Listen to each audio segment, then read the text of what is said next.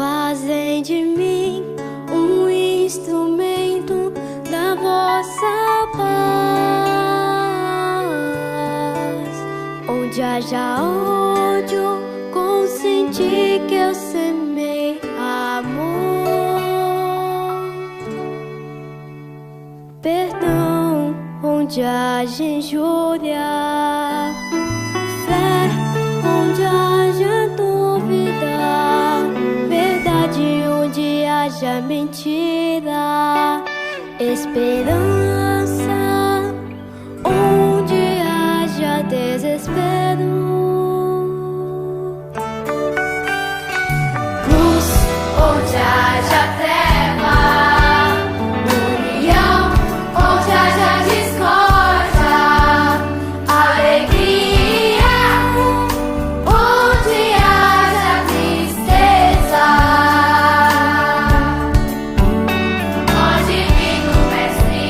Ó Divino Mestre, permite que eu não procure tanto ser consolado quando consolar, compreendido quando compreender, amado quando amar. Porque é dando que recebemos, perdoando é que somos perdoados, e morrendo é que nascemos para a vida eterna. Vida eterna.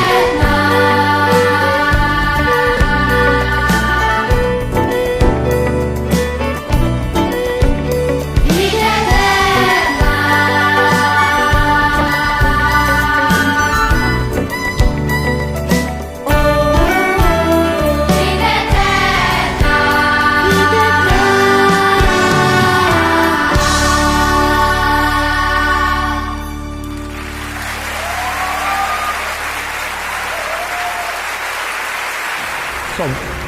Boa tarde a todos vocês.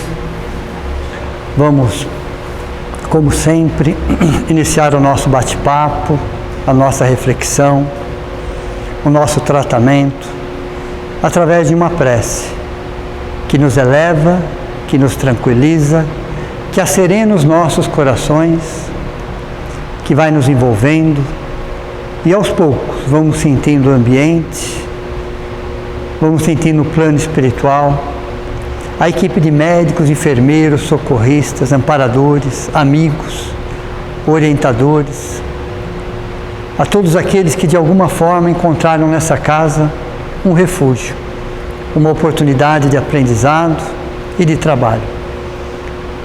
É o momento que nos desconectamos do mundo lá fora, daqueles problemas, daquelas preocupações, e de corpo e alma vamos entrando em sintonia com esse ambiente diferenciado. Encarnados e desencarnados estamos no mesmo universo dimensional. É o momento que, através de um sentimento de gratidão, vamos nos ligando à nossa essência e, consequentemente, nos ligando a todo o universo. Agradecemos a Divaldo Pereira Franco, a Joana de Ângeles, por esse livro, pelo conteúdo tão esclarecedor, tão consolador. E que Deus nos dê sempre a oportunidade do trabalho e do estudo. Não estamos aqui por um acaso. Com certeza, Deus também conta conosco para minimizar, para aliviar, para esclarecer a todos aqueles que nos rodeiam. E que possamos contar também com a ajuda daqueles que estão conosco nessa jornada, para que a nossa missão, para que a nossa tarefa, para que a nossa oportunidade de trabalho se realize cada dia mais. Que assim seja. Hoje nós vamos falar de um assunto que é uma aula complementar do capítulo 20. O capítulo 20, o tema era a morte. Então, semana passada falamos especificamente do tema morte. Só que quando você entra com esse tema, necessariamente dois outros temas vêm junto, que é o tema eutanásia e é o tema suicídio. Então não dá para desvincular o tema eutanásia e suicídio dentro do tema morte. De uma forma que console, de uma forma que esclareça, mas que de uma forma que nos liberte. Então a doutrina espírita não existe nenhum assunto que ela não possa te dar pelo menos uma base de raciocínio, de reflexão. Não é uma verdade absoluta, indiscutível ou um dogma, mas é uma reflexão, é uma linha de pensamento. É uma pedra importante dentro de um quebra-cabeça, para que você possa montar o seu entendimento. Então o tema eutanásia. Primeiro a gente tem que entender às vezes o significado da palavra. O próprio significado da palavra nos explica a essência e o conteúdo. Eutanásia, o eu aqui, são duas palavras de origem grega. O eu significa boa. O significado da palavra eu, boa. E tanásia vem de thanatos, morte. Então o significado da palavra eutanásia, pela palavra, significa boa morte. Okay? Esse é o conceito da palavra eutanásia. Será que realmente é uma boa morte? Aí vem as reflexões.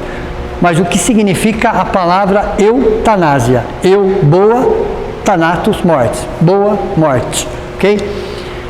Esse tipo de eutanásia, ela é mais conhecida como eutanásia ativa.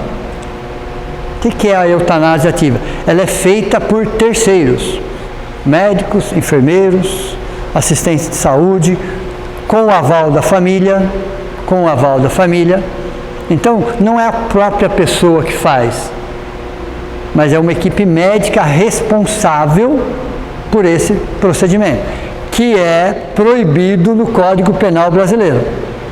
Apesar de sabermos que médicos, enfermeiros trabalham em cima disso, isso é proibido no Código Penal brasileiro. Em alguns países não é proibido. Existem alguns países da Europa, por exemplo, a eutanásia lá faz parte da própria Constituição.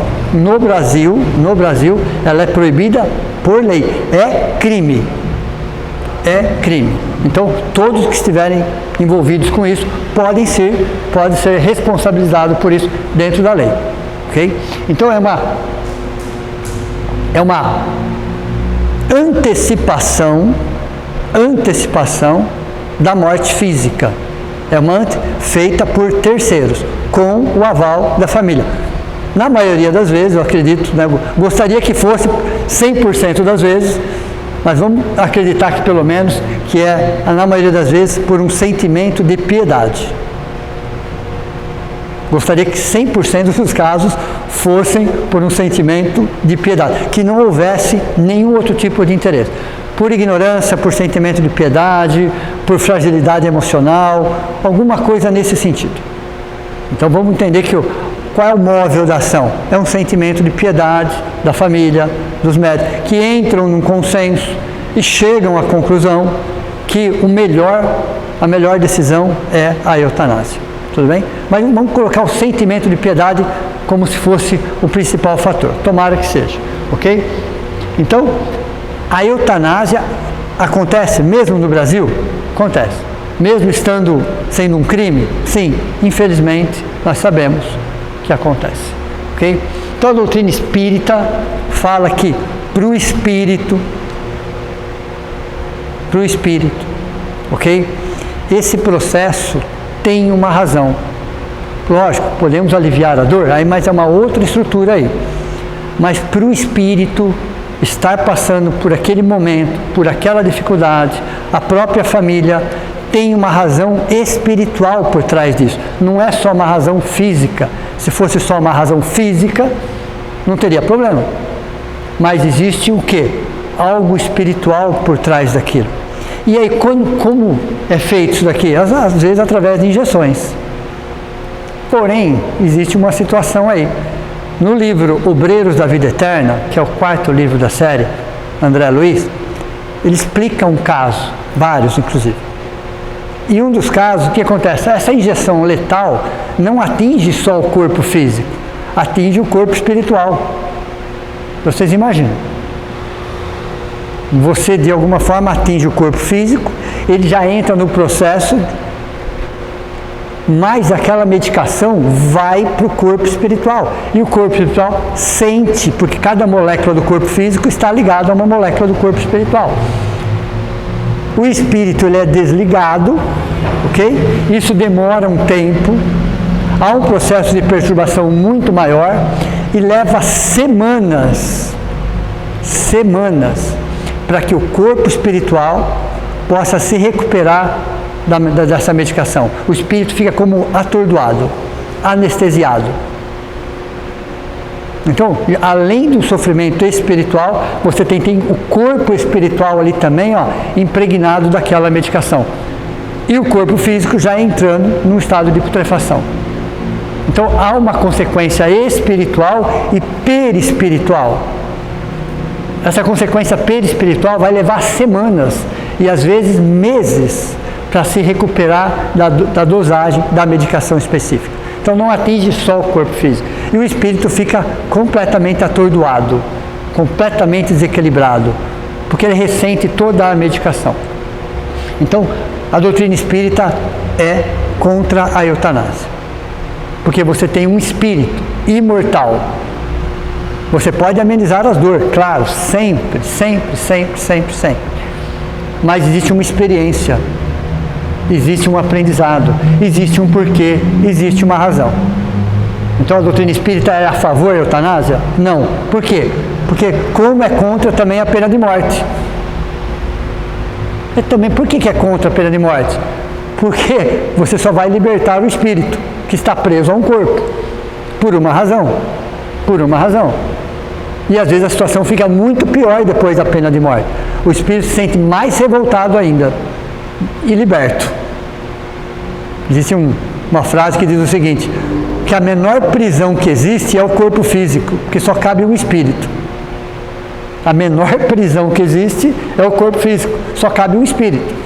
Então, uma vez liberto do corpo físico, uma pena de morte que nunca resolveu o problema, a pena de morte nunca diminuiu as taxas de criminalidade pelo mundo, muito pelo contrário. Então, é uma atitude simplista. Olha, eu não tenho capacidade para resolver o problema, então eu vou fazer isso. Como se isso resolvesse o problema. Mas isso há milênios que é assim. Então, assim como a doutrina espírita ela é contra a pena de morte, ela é contra a eutanásia, porque você tem um aprendizado de último momento.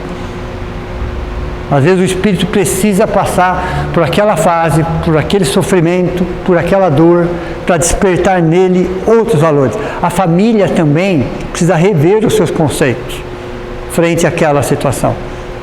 Então a eutanásia, proibida pelo Código Penal Brasileiro, também não encontra amparo nenhum dentro da doutrina espírita. Você não está aliviando uma dor, porque você tem um espírito ali. Você tem um espírito atrelado a um corpo por uma necessidade ainda, e uma necessidade espiritual. Isso chama-se eutanásia. Diferente do suicídio assistido. Tem gente que acha que é a mesma coisa. Não é. A eutanásia é feita por terceiros. Às vezes aquela pessoa está em coma, a pessoa está inconsciente, ou a pessoa está sofrendo muito, mas ela não tem a capacidade de fazer isso. Então são terceiros que fazem a eutanásia. No caso do suicídio assistido, é a própria pessoa, também assistido por médicos e pelos familiares, mas é ela quem decide como e quando. Como se ela tivesse a consciência ainda de ir tomando algum medicamento letal ou diminuindo outro medicamento necessário. Então ela própria vai direcionando a sua morte, quando e como. Só que ela tem a consciência disso. Chama-se suicídio assistido. Isso é permitido? Não. Na Europa, sim. Em alguns países. Os países que permitem a eutanásia, permitem o suicídio assistido. Tem um filme que uma pessoa sofre um acidente, ele fica paralítico, ele fica muito revoltado, uma enfermeira tenta ajudar. É lindo esse filme. Ele se apaixona. Como chama esse filme? Mas é lindo esse filme. É maravilhoso esse filme. A decisão, Oi? eu não lembro, Mas é um filme que fala que isso é um suicídio assistido. Deu para você entender? eles vão para uma clínica, acho que é na Suíça, né? Exato. É permitido, como é eutanásia, o suicídio assistido. Então, existem alguns países que permitem esse tipo de situação, mas é a própria pessoa que decide quando e como. É uma decisão com todo o respaldo, às vezes, dos médicos e dos familiares. No Brasil não é permitido, cai na mesma situação. E em alguns países isso é permitido. A pessoa é o próprio doente, ele morre desistindo. Morre, guardem essa frase. No suicídio assistido, a pessoa morre desistindo. É como se ela desistiu. No filme fica bem claro isso. Fica muito claro isso. Ok? Então, chama suicídio assistido. Perceberam a diferença entre a eutanásia, que é feita por terceiros, e às vezes, na maioria das vezes, o paciente está em coma, está inconsciente, ou está sofrendo muito. Nesse caso, não. Suicídio assistido é quando a própria pessoa decide como e quando. Também é proibido dentro do Código Penal brasileiro. Distanásia. A gente só ouvia falar a palavra eutanásia. Eu vou pegar a palavra distanásia e vou quebrar ela no meio também. Toda vez que eu pego uma palavra e quebro ela no meio, ela me dá um significado. Tanásia, thanatos, morte. Distante. Morte distante. O que é a morte distante? É o prolongamento da vida, é o prolongamento com recursos artificiais, uma obstinação terapêutica. Sabe quando a própria família ou a própria medicina, vamos manter isso até no limite do limite, do limite, do limite, do limite? Tem todos os sinais que aquilo não vai mais para frente, mas por uma obstinação terapêutica ou mesmo a família, mantém aquilo. Imagine o sofrimento do espírito, que precisa se libertar e não consegue. Então, são recursos artificiais, decidido pela família ou pela equipe médica, para manter aquela vida até o limite do limite do limite do limite, mesmo tendo sinais evidentes que aquilo não vai evoluir e aquilo não vai melhorar. Distanásia, morte distante. Você está prolongando a vida da pessoa por outras razões. Entenderam? Não, é pior do que a vida vegetativa. Teve empresários aí que falam doente e pediu para o pessoal congelar eles para Criogenia. Para descongelar e talvez lá tivesse uma ciência que pudesse curar. Isso é um sonho, né? Muito antigo, né? Desde a década de 70 que eles vêm falando da criogenia, de você congelar uma pessoa com uma doença que sem cura atualmente, para daqui 10, 20, 30, 40 anos, trazer aquela pessoa de volta. Né? Agora o problema é o seguinte, o espírito vai ficar na onde aí? Ok? O espírito vai ficar na onde aí? Então existem casos que você ressuscita depois de algumas horas, depois de alguns dias, porque ainda você tem fluido vital. Aí é uma situação, não é exatamente décadas. Às vezes pessoas lá no Alasca, por exemplo, que estão congeladas lá há horas, alguém encontra e consegue ressuscitar. Deu para você entender? Há horas ou mesmo dias, mas isso é uma ressuscitação.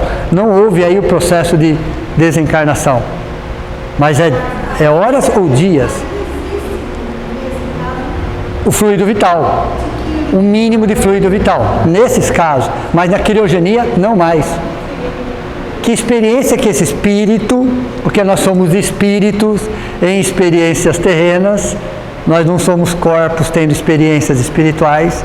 Que experiência esse espírito teria ficando congelado por décadas? Qual é a necessidade disso?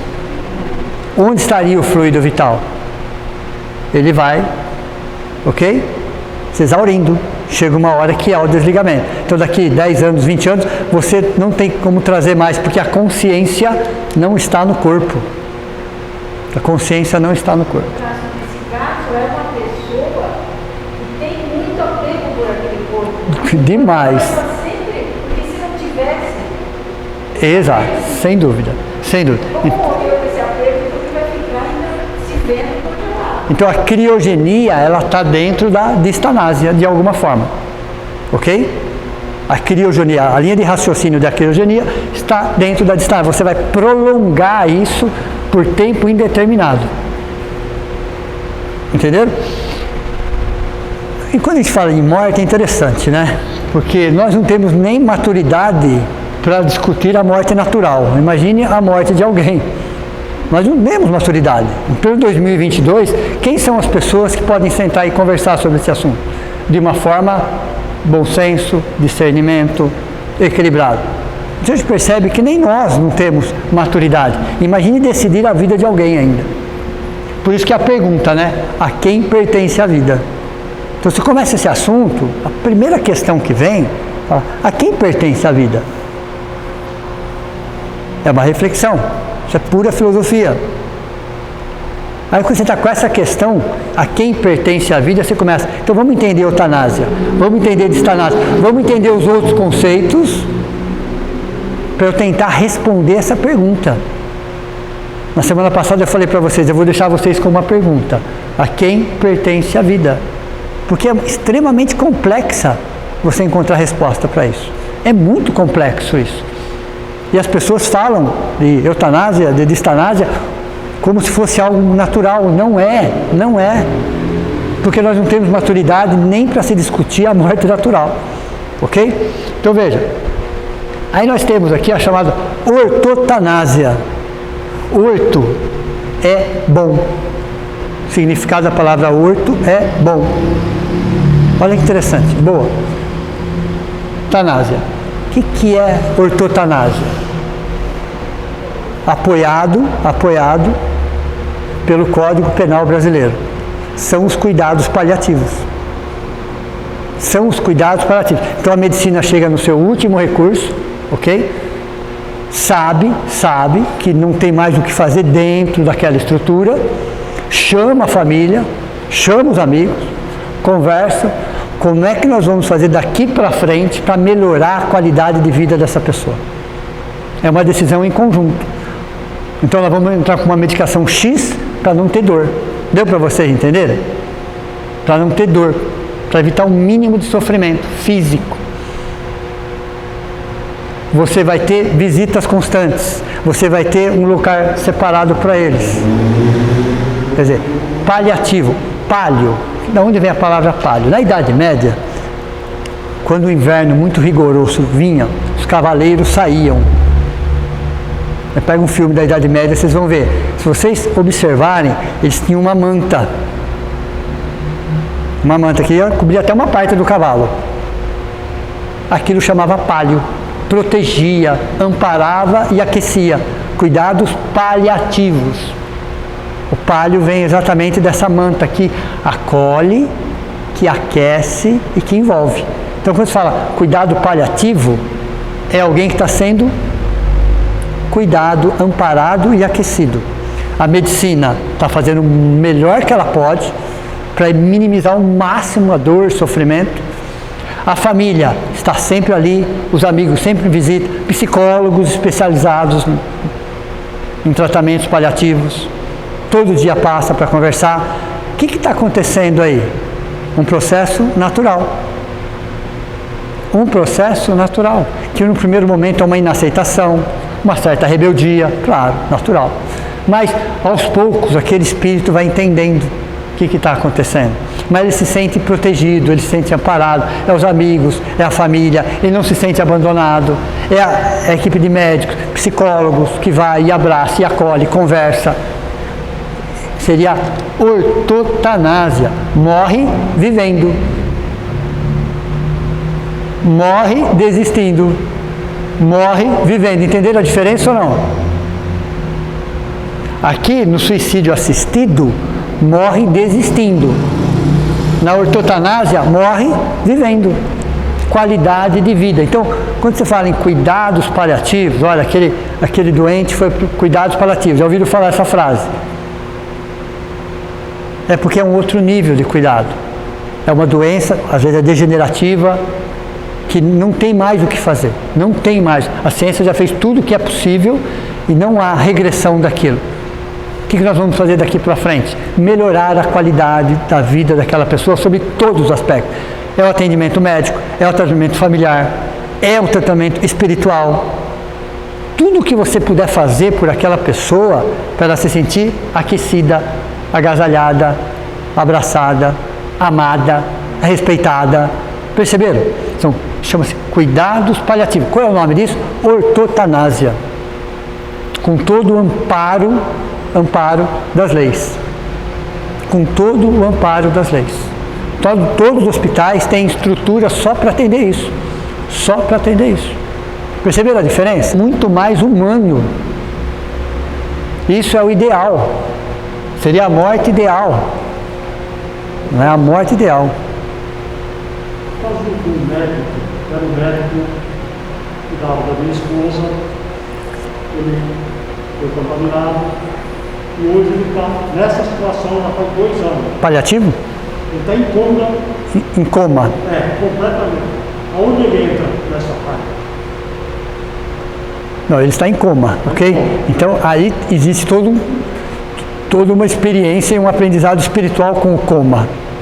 E aí está com a vida pintando. Então, mas o coma, por que existe o coma? Porque existe o fluido vital, ok? O espírito entra lá, não há um processo desencarnatório, mas há uma experiência espiritual por trás do coma. Tanto que, às vezes, as pessoas voltam do coma e voltam bem melhores, como seres humanos. A maioria volta melhor, porque a experiência do coma trouxe um benefício espiritual. Às vezes a família está brigando, existem várias razões por isso, mas para o espírito que está em coma, é uma experiência espiritual. Ele precisa. Entendeu?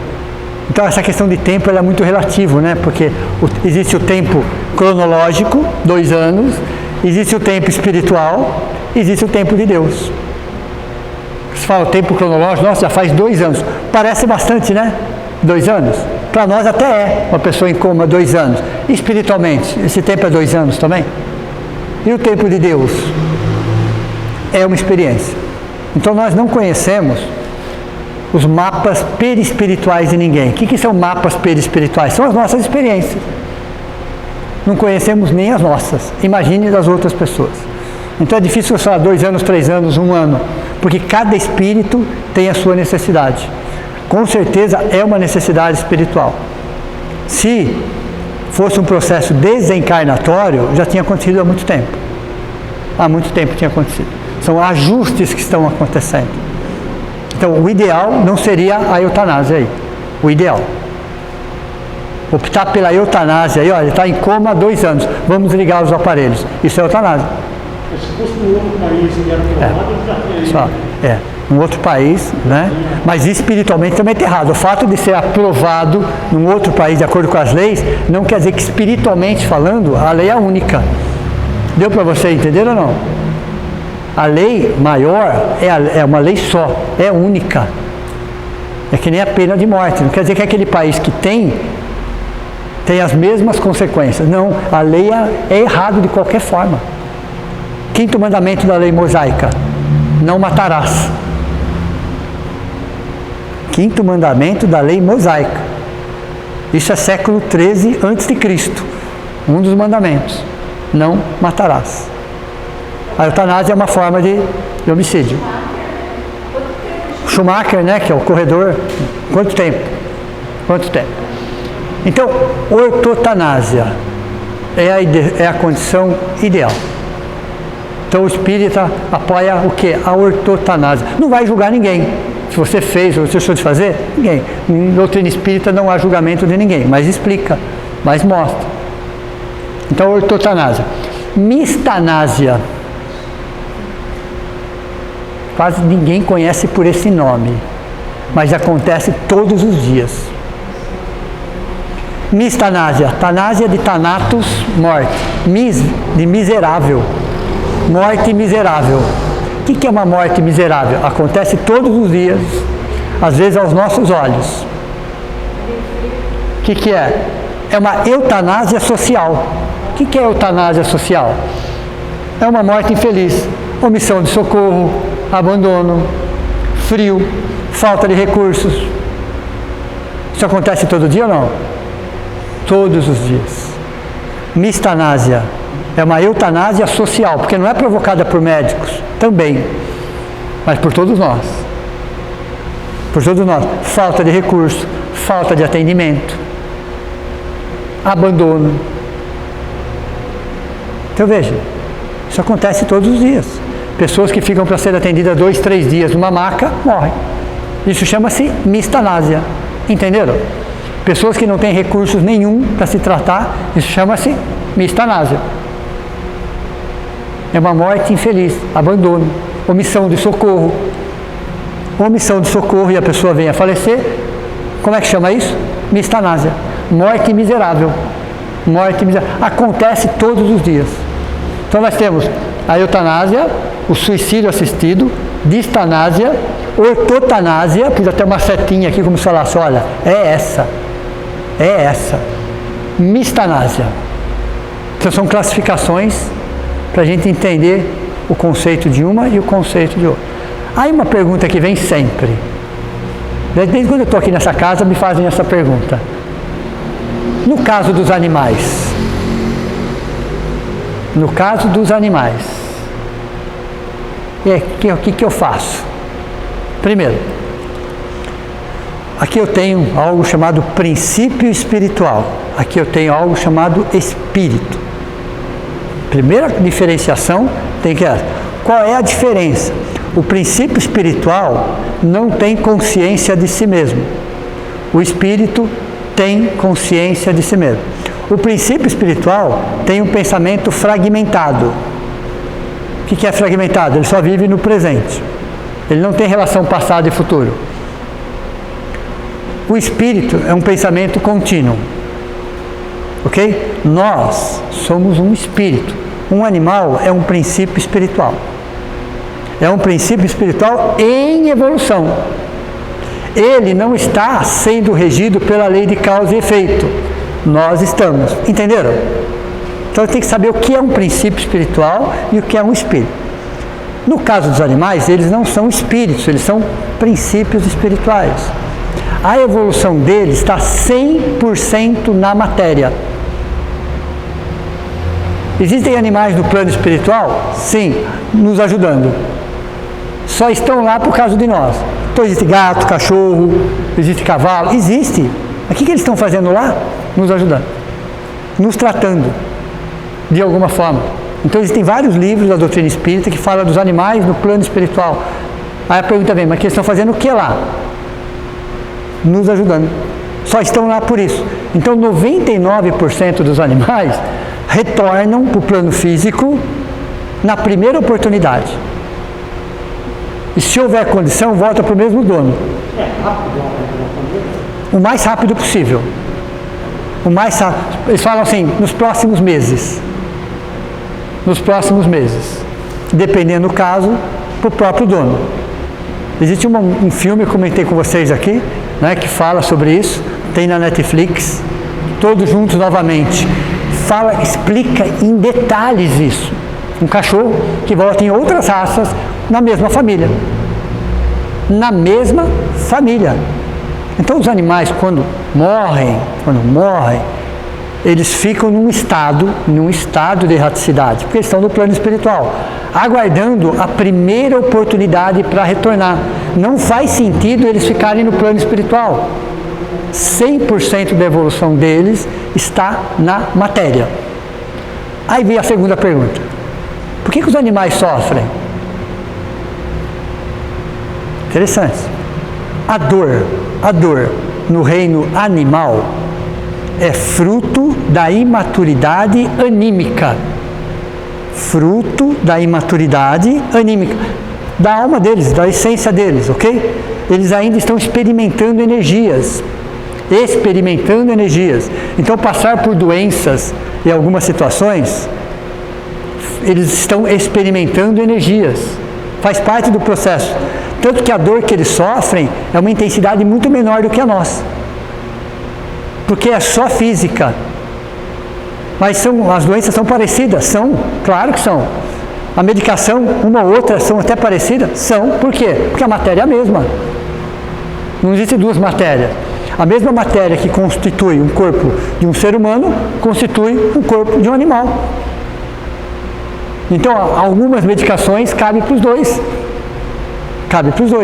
Mas no caso dos animais, a dor é fruto da imaturidade anímica. Eles são um princípio espiritual experimentando energias. No nosso caso, a dor é fruto da imaturidade moral. Perceberam a diferença ou não? A dor é fruto da imaturidade moral. Quem daqui já sofreu coração partido? Mas partiram o coração no meio? Foi isso que aconteceu? Quem aqui já sofreu de dor de cotovelo? Mas o que aconteceu com o cotovelo que estava doendo tanto? Vocês perceberam a diferença onde eu quero chegar? Então, no caso nosso, a dor é fruto da imaturidade moral. Existe algo chamado ressaca moral. Você acorda no outro dia e fala, nossa, o que eu fiz? Não é isso? Isso não existe no reino animal. Então, quando o ser humano, ele só faz isso quando convém. O ser humano ele é ótimo para essas coisas. Quando convém, quando ele quer se justificar, mas lá no reino animal acontece isso também. Vocês já viram isso ou não? Quando ele quer se justificar, ele sabe que ele está errado. Ele sabe. Mas quando ele quer se justificar, mas lá no reino animal isso acontece. Se acontece lá, é porque está na natureza. Então é normal. Quando ele quer se justificar. Mas quando os animais dão exemplos que não interessa para ele, ele não vai buscar essa referência. Esse é o ser humano, ok? Então, no caso dos animais, o que está acontecendo ali? Somente uma situação física. Somente uma situação física, onde você vai prolongar o sofrimento deles sem necessidade. Entenderam ou não? Mas quem decide isso? Quem que vai decidir isso? Um veterinário. Somente ele. Caridoso. Um veterinário que ama os animais. Existe diferente? Existe. Tem uns que só trabalham por dinheiro, nós sabemos. Todas as profissões são assim. Tem uns que não estão nem perguntando. O que você quer que eu faça? Vai lá e faz. Vai custar tanto. Simples assim. Tem outros que não. Eles vão utilizar de tudo que eles sabem, de todos os recursos possíveis e imagináveis, vão minimizar a dor daquele animal até o limite que eles podem, mas vai chegar uma hora que eles, com o coração partido, deu para você entender ou não? Chorando junto às vezes, que eu já vi veterinário, chorar junto com a família, falar, olha, não tem mais o que fazer. Daqui para frente é prolongar um sofrimento desnecessário. Ok? Mas é um veterinário que está fazendo isso. Não é ninguém mais. É alguém consciencioso, caridoso, que ama a profissão, que ama os animais, que fez tudo o que podia, tudo que estava ao seu alcance. Chega para a família e fala, olha, daqui para frente você só vai prolongar o sofrimento. Não tem mais o que fazer. Não tem mais. É a eutanásia dos animais. Entenderam? Somente nessas condições. Então, é crime fazer a eutanásia dos animais? Não. Desde que... Mas se eu fizer por fazer, aí você vai responder por isso. Deu para você entender ou não? Se eu quiser me livrar de um problema, você vai responder por isso. Você vai responder por isso. Mas se você ama o seu animal e quiser, na primeira oportunidade, ele volta para você. Ou para sua família. Está ali pertinho. Ele vai estar ali, às vezes com o filho, com o neto, com o sobrinho, e você percebe, tá? E você percebe. Já tive casos nessa casa, né, de veterinário vir conversar comigo, chorando, né, sobre um cachorro que ele tinha, e veterinário. Vocês terem uma ideia, ele tinha tatuado nas costas dele inteirinho a foto do cachorro. As costas inteiras, ele tirou a camisa lá no... Posso te mostrar? Pode. Tirou as costas inteiras a foto da cachorra dele que tinha falecido. Olha que interessante. Olha que interessante. Estava com ele já fazia 15 anos. Ok? Passou um período, né? Não queria mais cachorro, para variar sempre assim, né? Aí acaba ganhando um. Né? E eu de uma outra raça, faz, ele veio falar comigo isso, faz igualzinho a outra. Igualzinho. Até um brinquedinho que estava escondido, a cachorra achou. Estava escondido, nem ele sabia que estava mais lá. Uma bolinha que ficou no fundo do armário. A cachorrinha pequenininha ficava latindo para o armário. Ele não entendia porque ela ficava latindo para o armário. Chegou uma hora que falou, vamos ver o que está acontecendo. Achou a bolinha. De quem que é aquela bolinha? Entenderam? Então veja, no caso dos animais, nessas condições, e somente nessas condições, espiritualmente pode ser feito. Ok? Mas se tivesse um recurso que eu não tentei, somos protegidos pela nossa ignorância. O que vale é o esforço que nós estamos fazendo. Tudo bem? O veterinário pode ter errado? Pode, porque é um ser humano. Mas ele fez as melhores das intenções. Entenderam? Então a eutanásia nos animais, ó, ela existe sim, mas somente nessas condições. Tanto que o merecimento é tanto que o cachorro, ou o gato que seja, né, ou o cavalo, volta para você, ou para a sua família. Para a sua família. Porque os animais, a evolução deles só está na matéria. Então mais de 99% deles retornam para a matéria. Retornam para a matéria. Na primeira oportunidade. Uma pequena porcentagem fica para ajudar aquelas pessoas que estão no plano espiritual e que precisam dos animais. Faz parte de terapia. Então você tem cavalos, tem cachorros, você tem gato. Você tem. Fazendo companhia para as pessoas no plano espiritual. Fora os trabalhos socorristas, que eles utilizam também de animais para isso, para ajudar no resgate. Então, há uma mínima porcentagem no plano espiritual só para isso. O animal muda alguma coisa? Não. Estando lá e estando aqui, continuam sendo animais. Tudo bem? Não há evolução deles no plano espiritual. Não há. A evolução deles está 100% na matéria. 100% na matéria. Tudo bem? Sobre eutanásia, vamos falar de um outro assunto delicado, mas precisamos falar sobre o assunto. Ok? A palavra suicídio, dividida no meio aqui, ó. Morte de si mesmo. Ok? O que significa a palavra suicídio? Morte de si mesmo. Tá? Virou uma endemia. O que é uma endemia? Acontece, diferente de uma pandemia que acontece ao mesmo tempo, no mundo todo, uma endemia está acontecendo em várias regiões, mas está acontecendo também. Então, hoje o suicídio já é considerado uma endemia.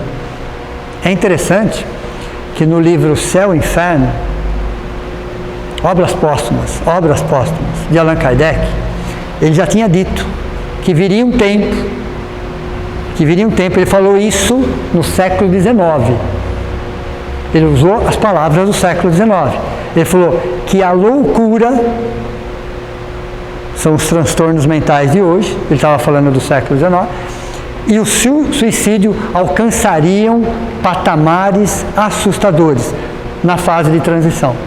É o que está acontecendo. É o que está acontecendo.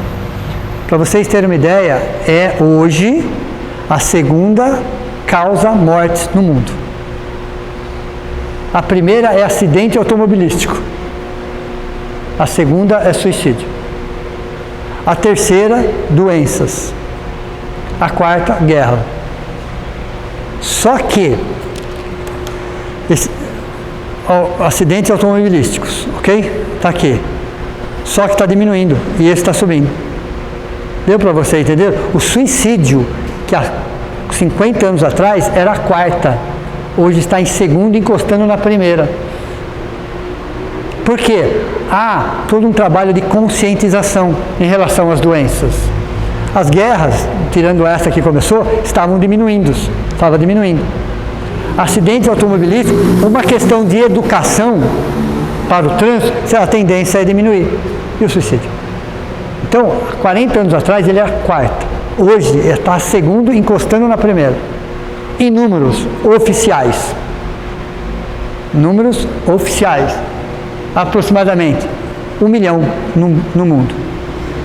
Pode ser até maior ainda, porque não tem acidente, né? Às vezes tem acidentes que a pessoa provoca exatamente o nome. Entenderam? Não tem como provar. Então, quando eu falo números oficiais, é maior do que isso. Isso é o que foi registrado, ok? Como suicídio. E aqueles que foi indireto, que ficou classificado como outra coisa. Então, você fala hoje em 1 milhão de pessoas por ano no mundo inteiro. No mundo inteiro. Aí você tem cada categoria, cada situação, cada idade, as suas razões, ok? As suas razões. Se isso se tornou uma endemia, o que nós temos que fazer? Conversar sobre o assunto. Por quê? Informar é prevenir. O suicídio não é tratado. Não tem como. Não existe a menor possibilidade de você tratar isso. Ele é prevenido. Não tem como você tratar o suicídio. Primeira coisa, suicídio não é tratado, ele é prevenido. O que é? Ele é uma escolha? Não. Ele não é uma escolha. Apesar de ser um ato consciente, não é exatamente uma escolha.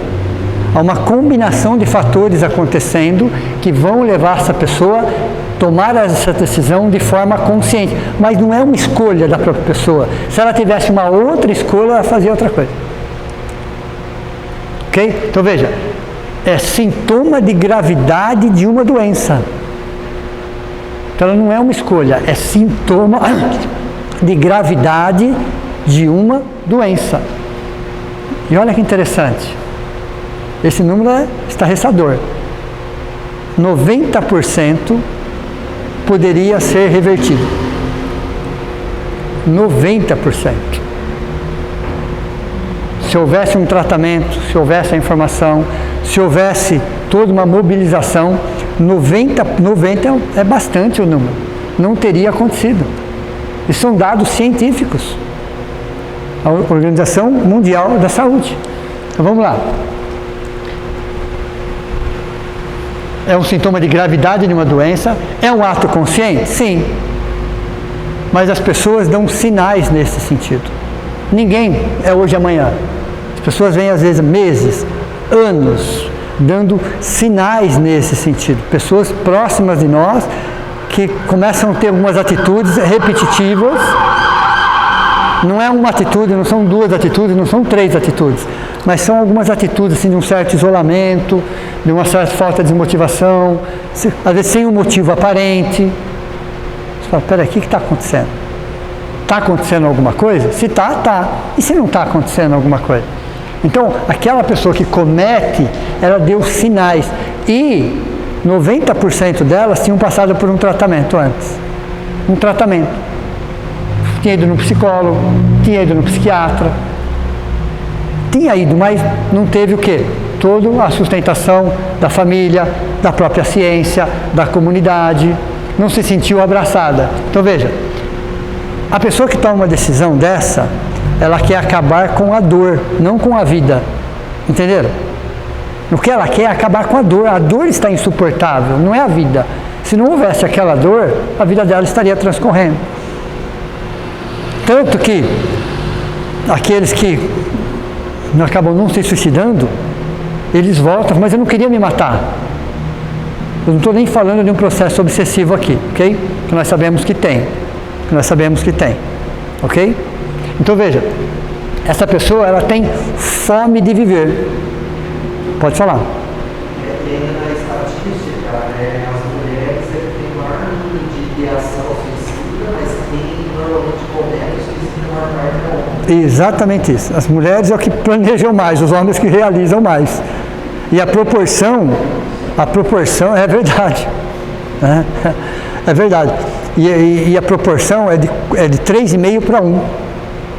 A cada 10 mulheres que se suicidam, 35 homens se suicidam. A proporção é essa. No grupo LGBT, o índice de suicídio é enorme. É muito grande, é muito grande. Entre os religiosos também é. Olha que interessante. Mas entre os religiosos, sim, principalmente naquelas religiões mais fundamentalistas, mais conservadoras. Porque o erro ali não é admitido. A falha não é admitida. A vergonha é tanta que ele prefere, dentro de um movimento religioso. Dentro do movimento existem altas taxas de suicídio, principalmente nessas religiões fundamentalistas, extremamente conservadoras, extremamente dogmáticas. Então, uma falha, um equívoco, um deslize, para eles é um momento de vergonha muito intenso. Então, eles preferem tomar essa decisão. Pode falar. No Japão também. Exato, né? Então a gente percebe que países considerados primeiro mundo, as altas de suicídios são altíssimas. Por quê? Se são considerados de primeiro mundo, e se o básico não falta para ninguém? O básico não falta para ninguém. Mas por que as altas de suicídio são altas nesses lugares onde, teoricamente falando, não deveria ser alta? Porque é uma insatisfação, é uma inaceitação, é falta de espiritualidade, não de religião, ok? Porque nesse país também tem religiões. Falta de espiritualidade, materialismo. Quando você pega esse assunto para analisar sobre o foco da espiritualidade, eles dizem assim: a primeira causa de suicídio no mundo é a falta de fé. De fé, não é de crença. É diferente. E a segunda causa é o materialismo. O materialismo leva as pessoas ao suicídio. Imagine aquelas pessoas que às vezes têm muito e por uma tacada errada perde 10% daquilo. Elas não suportam. Elas simplesmente não suportam. Ou o revés da fortuna. A pessoa está bem, acontece uma situação que ela entra numa situação inversa, ela não suporta. Então, o materialismo é a segunda causa de suicídio no mundo. A primeira é a falta de fé. Isso pelo foco da espiritualidade. Existe algo chamado processos de morrência. O que é processos de morrência? É um definhar existencial. Nós vamos nos definhando, nós vamos nos desacreditando, nós vamos nos isolando, nós vamos nos desmotivando, nós vamos de alguma forma se fechando. Chama processos de morrência. A pessoa está morrendo e ela está dando sinais nesse sentido. Todos nós damos sinais. E às vezes as pessoas que estão de volta não estão vendo. Então veja, a autoestima está muito baixa. Primeira característica de um processo de morrência é nível de autoestima. Nesse caso, baixíssima. Ok? Então a gente começa a ver que esse processo de morrência acomete todos nós em algumas fases da nossa vida. Isso não é exclusivo por um grupo ou por outro. Todos nós, num planeta de provas e expiações, todos nós, em alguns momentos, nós oscilamos nisso. Todos. Não tem como, isso faz parte de um processo. Só que aí você se recupera e a vida toca. Não podemos deixar de desanimar. Por quê? Espiritualmente falando, você abaixa a sua vibração. E aí você tem todo um envolvimento espiritual baixo também, que alimenta ainda mais isso.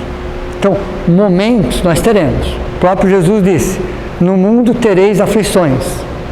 O próprio Jesus, tereis aflições, não quer dizer que a minha vida seria uma aflição inteira. São momentos de aflições, todos. No mundo tereis aflições. Esses momentos de aflições vão gerar em nós processos de morrência. Assim, você vai ficar extremamente desanimado, extremamente desmotivado, com a sua autoestima no pé, vamos falar assim. Você vai pensar em suicídio? Vai, claro que vai. Depois você vai recuperando isso. Isso são alguns momentos, algumas fases da nossa vida que é quase que inevitável. Mas aí você vai buscar isso, ajuda, amparo, amigos, e aí você supera isso daí. Então vejam, segunda causa de morte no mundo em 2020. Principal causa, de acordo com a OMS, depressão. Depressão, para o OMS, é chamada que é a principal causa de morte no mundo, de suicídio no mundo. A segunda, drogas. As drogas chegam um momento que levam a pessoa ao suicídio. Terceiro, transtornos mentais. Transtornos mentais. Então, para a Organização Mundial da Saúde, as 3 principais causas que levam uma pessoa ao suicídio são depressão, drogas e transtornos mentais. Aí você tem os grupos e as características de cada grupo, de cada situação. Então, o suicídio é um tema muito amplo, muito amplo. É o perfil psicológico da cidade. Entre os indígenas é altíssimo. É altíssimo. Porque eles não estão encontrando mais aquilo que para eles é extremamente importante. Eles são como se eles estivessem se desfazendo das suas tradições. Isso vai gerando um vazio, uma falta de identidade, uma falta de referência. Então, o suicídio está em todos os grupos, em crianças, em jovens, ok? Então, ela está dos primeiros anos de vida até os 90, 95, 100 anos de vida. Veja, em todos os grupos, em todos os países, em todas as faixas etárias, em todas as culturas. É um problema grave? Gravíssimo. Precisamos conversar sobre o assunto. Vamos conversar sobre o assunto. Como que eu vou prevenir? Primeiro, informar é prevenir. Mas qual é o tratamento? O que segura? O que nos segura, né? O que nos segura? Num planeta de provas e expiações, nas fases que nós passamos. Então, todo ser humano, todo, independente de qualquer diferença aí, ele precisa, ele necessita de vínculos afetivos. Ele não pode viver isolado. Ele não pode, o ser humano não pode. Ele tem que ter vínculos afetivos. Um pai, uma mãe, um filho, um sobrinho, um neto, não importa que seja, um amigo, que seja, um cachorro, que seja. Mas ele precisa se vincular afetivamente. O vínculo afetivo te dá motivação, te dá alegria. Então você vai pensar naquela pessoa, você vai ficar feliz. Você vai fazer alguma coisa por ela. Você quer ver ela feliz. Entendeu? Vínculos afetivos é uma necessidade do espírito, tanto encarnado quanto desencarnado. Mas como o suicídio, estamos falando de nós, todos nós precisamos. Então, às vezes, é necessário deixar as nossas verdades de lado, os nossos pontos de vista de lado, as nossas brigas, né, de 10, 20, 30, 40, 50 anos atrás. Temos que deixar essas coisas do lado e voltar a abraçar aquelas pessoas. Voltar a abraçar aquelas pessoas. Não precisa necessariamente conviver junto, mas você manter um certo vínculo afetivo. Isso nos protege. É um fator protetivo. Protetivo. Então, quando você vai estudar sobre suicídio, qual era a psicologia da pessoa, os vínculos afetivos quase não existiam mais. Tinha se isolado, tinha ficado longe. Ainda mantinha aquele pensamento de 10, 20, 30, 40, 50 anos atrás, magoados, feridos, orgulhosos. Ok? Segundo, necessidade de rotina. Todo ser humano precisa de uma rotina, que vai mudando, claro, de acordo com a sua fase, de acordo com o seu ciclo, de acordo, mas todos precisam de rotina, todos. Você vai mudando a rotina, de acordo com o seu momento. Mas todos precisamos de rotina. É a rotina que nos mantém compromissados. Deu para você entender? Não importa o que você está fazendo. Não é uma questão do que você está fazendo, mas que você está fazendo. Eu tenho uma rotina todos os dias, de acordo com o meu momento, mas eu tenho uma rotina. Eu tenho as minhas preocupações. Não importa se são grandes ou pequenas, mas eu tenho as minhas preocupações. Eu tenho que manter a minha mente e as minhas mãos ocupadas. Entenderam? Entenderam? Então, todo ser humano precisa de rotina. Todo ser humano precisa de espiritualidade. Não necessariamente uma religião. Não necessariamente uma religião. Mas ela precisa de espiritualidade. Ela precisa se envolver com esse assunto. Ela precisa participar de uma casa assistencial. Ela precisa, não precisa nem acreditar em nada, não é nem essa a questão. Não é nem essa a questão. Tem que acreditar em alguma coisa? Não. Mas você tem que entender que o ser humano é muito mais do que os seus olhos enxergam. É muito mais do que os seus olhos enxergam. Então, se envolver com a espiritualidade é um estilo de vida. De repente, eu vou uma vez por semana numa casa assistencial para descascar batata. Deu para você entender? Tá ótimo. Isso é espiritualidade. Isso é espiritualidade. Você está doando o quê? Do seu tempo, do seu trabalho. Você está doando o seu tempo e o seu trabalho. Isso chama-se espiritualidade. Então, a espiritualidade é um conceito muito maior do que a gente imagina. Terapias, precisamos, todos. Na fase que o mundo está passando, quem que não precisa de uma terapia? Todos precisamos. Não existe ninguém no planeta Terra hoje que não precisa, seja ela qual for. Seja ela qual for. Antigamente, ainda existe um certo preconceito, né? Ainda é um certo preconceito, está acabando, ainda bem que está acabando. Eu acredito que mais uma década no máximo está acabando. Antigamente vocês falavam assim, essa pessoa é o meu cardiologista. Era bonito falar isso, né? Mas se você falasse, essa pessoa é o meu psiquiatra, já olhava para você. É interessante isso, né? Hoje já não, hoje você percebe que está havendo uma aceitação maior. 10 anos atrás era isso. Daqui 10 anos está tranquilo, é uma fase. Mas no momento que o planeta Terra está passando, com todas essas transformações, nós nem saímos de uma pandemia, entrou uma guerra, não é isso? Isso mexe com o consciente, com o inconsciente coletivo de todos nós. Isso reflete em todos nós.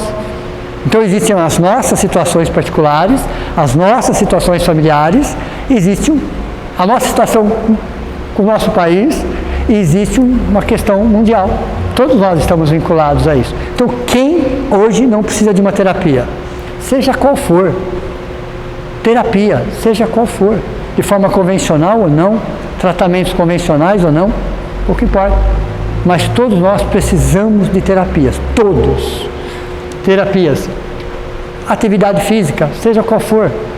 Por quê? Para manter o corpo, que é uma máquina, em movimento. Uma caminhada que seja, uma caminhada leve. Mas precisamos, não importa o que seja. Mas você tem que manter a máquina funcionando, okay? Movimentando. É uma máquina, se ela parar, ela enferruja. Então é necessário que você mantenha ela no movimento mínimo para que ela consiga produzir os hormônios, serotonina, noradrenalina. Acho interessante. Outro dia eu comentei com vocês das 5 emoções básicas. 5. Ok? Hoje eu vou ensinar vocês uma forma que vocês não vão esquecer delas nunca mais. Quais eram as 5 emoções básicas? Medo. Amor, raiva,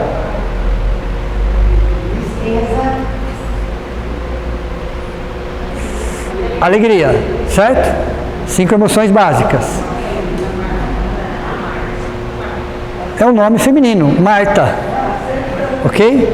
É o nome feminino. Vocês lembraram do nome feminino, Marta? Cada letra é uma emoção. Agora, se além do nome Marta, vocês lembrarem que existem 2 vogais, A e A, não temos dois A aí? Um é amor e o outro é alegria. O A e A vivenciados é uma decisão. Produz serotonina, oxitocina, noradrenalina, que são hormônios de paz, de alegria, de felicidade. Então, quando eu decido nas minhas emoções básicas, que agora tem um nome feminino, e as 2 vogais escolherem amor e alegria, há toda uma alteração neurológica.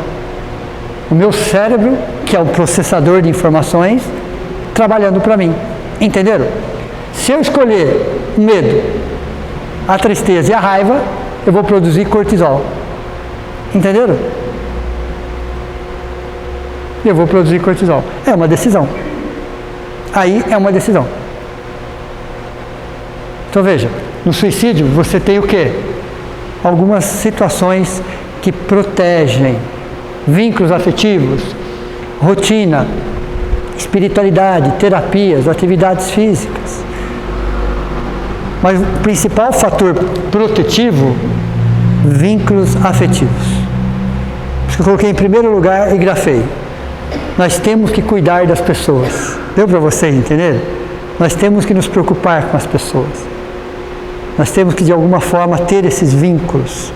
É isso que nos protege emocionalmente. Seja quem for. Seja quem for. E aí, dentro do suicídio, existe uma fórmula. Utilidade versus significado.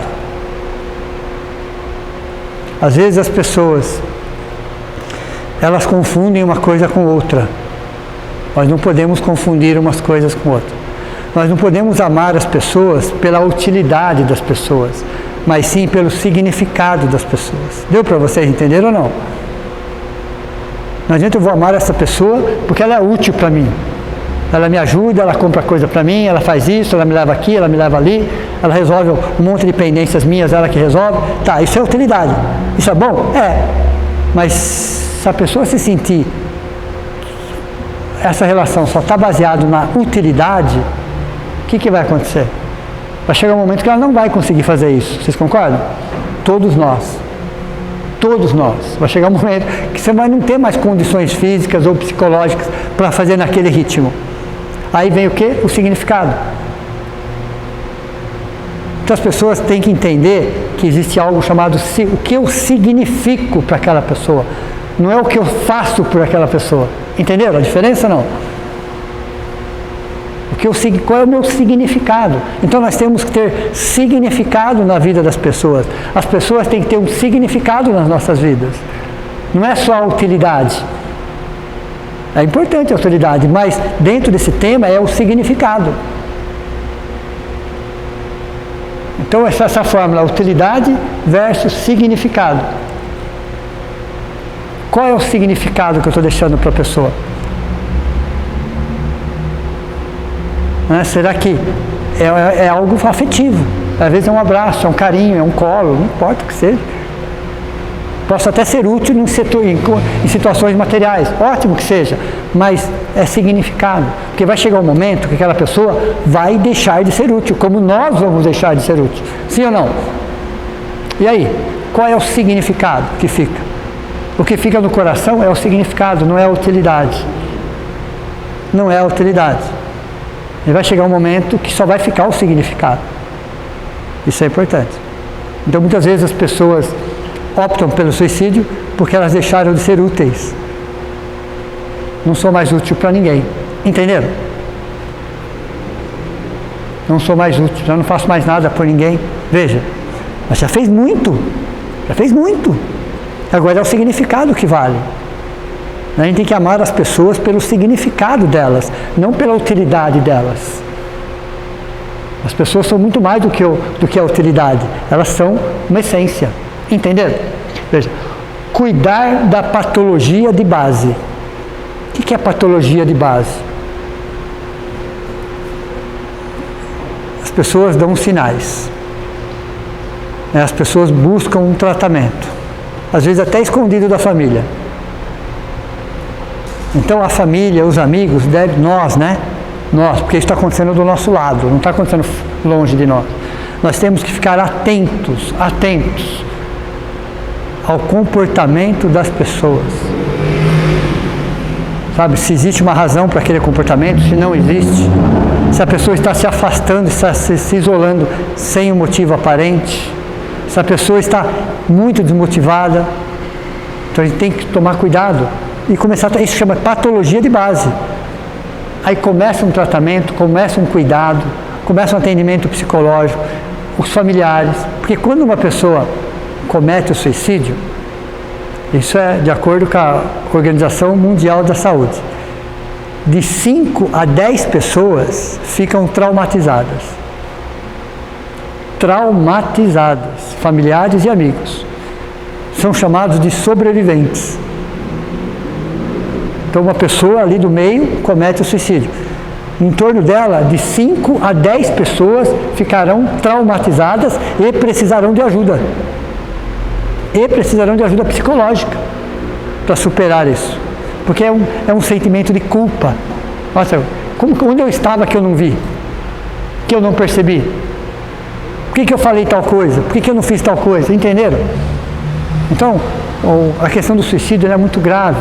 Mas se a gente começar a observar as pessoas que estão do nosso lado, nos observar também, claro, evidente, e toda vez que perceber que há uma situação se repetindo, sem uma causa aparente, temos que ficar atentos. Temos que ficar atentos, chamar para conversar, ver o que está acontecendo, levar para um psicólogo, levar para alguém, não importa, não importa, pelo significado das pessoas. Pelo significado. Porque as pessoas no mundo materialista, consumista, imediatista, vitimista, sexista, não se sentem significados. Há um processo de coisificação. Pessoas se tornaram coisas. É um processo que já está acontecendo aí há mais de 20 anos. Pessoas se tornaram coisas, objetos descartáveis. Pessoas se tornaram objetos descartáveis. É um processo de coisificação. Você passa a olhar as pessoas como coisas. Como coisas. E às vezes coisas, você está dando mais valor para coisas do que para pessoas. Entenderam? O que está acontecendo? Então é hora de olhar para tudo isso, entender que a doutrina espírita trabalha algo chamado valorização à vida. Valorização à vida. Para quem não sabe, de um grupo antigo, 1962, chamado CVV, ainda tem, ainda bem, mas 1900, criado por um grupo de espíritas, para quem não sabe também, que cuida disso, ó, que cuida disso. Centro de valorização à vida. E quantas milhões de pessoas, vou falar em milhões, porque são milhões mesmo, sem exagero, que eles por telefone, conseguiram reverter, tratar, cuidar, dar o primeiro atendimento. Ok? Então percebam que existem instituições preocupadas nisso. E nós também temos que nos preocupar com isso. Nós também temos, porque hoje não é raro as pessoas vêm conversar conosco e falam, olha, alguém da minha família cometeu suicídio. Não é raro. Antes parecia que eu escutava isso uma vez cada 5 anos. Parece que estou escutando isso uma vez por ano. Está aumentando, né? Está aumentando. Né? E aí todo aquele sentimento de culpa, de revolta, de indignação, de inaceitação. Por quê? É um trauma. É um trauma. Né? Nós sabemos, né? Deus, na sua bondade, na sua misericórdia infinita, não desampara ninguém. Quem cuida do Vale dos Suicidas é Maria, a pedido de Jesus. Ninguém está abandonado, ninguém está desamparado, nunca, jamais, em momento algum. Mas cabe a nós também, principalmente como espíritas, né, tá levando o consolo, o esclarecimento, o abraço para essas pessoas. Que também é um problema nosso, não é um problema que está longe de nós. Está mais perto do que a gente imagina, muito mais perto do que a gente imagina. Sabemos que tem processos obsessivos? Sim, tem. Mas será que são eles a causa? Não, a causa não são eles. A causa não. Eles vão aproveitar uma situação? Sim, mas eles vão aproveitar uma situação. Mas o problema não está com eles. Está conosco. Está, às vezes, com esse mundo acelerado que nós estamos, que a gente não está enxergando algumas coisas. Já ouviram falar da terapia do abraço? A gente não imagina o quanto que um abraço revitaliza, aproxima, desfaz mágoas e sentimentos. Então veja, está nas nossas mãos. Está, é um assunto sério, crítico, difícil, porém reversível. A própria Organização Mundial da Saúde fala 90% poderia ser revertido. 90%. Não é um número pouco. Não é um número pouco. O que está faltando? Aquilo. O que está faltando? É isso. Ó. Necessidade de vínculos afetivos, necessidade de rotina, espiritualidade, terapias.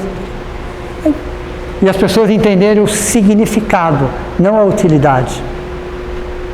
Então, quando a gente entende, amplia, olha com mais carinho, sem julgar ninguém, jamais, em hipótese alguma, ok? Cometeu suicídio, vamos fazer uma oração, vamos fazer uma prece, claro, sempre. Continua nosso irmão do mesmo jeito, filho de Deus do mesmo jeito, um pouquinho mais equivocado, pouca coisa, mais equivocado. Um doente, se tomou uma decisão consciente, não foi uma escolha, mas foi um ato consciente, é porque estava muito doente, mas muito doente. Foi um momento de extrema fraqueza, limite do limite do limite. Então é hora de justamente a gente entender esse processo para que não aconteça conosco, mas para que a gente fique atento com as pessoas que estão à nossa volta. Fique atento. Aí a gente consegue minimizar. Como é que Deus, Jesus e a espiritualidade está fazendo? Investindo em nós. Investindo em nós, em todas as religiões, filosofia, ciência, para que pessoas possam conversar, abraçar, dialogar, entender, ampliar. É a única forma. Por isso que fala, prevenção, informar é prevenir. Não dá para esconder esse assunto. Não dá. Conversar, prevenir, dialogar, entender e amar. Uma boa noite a todos vocês. Meu muito obrigado.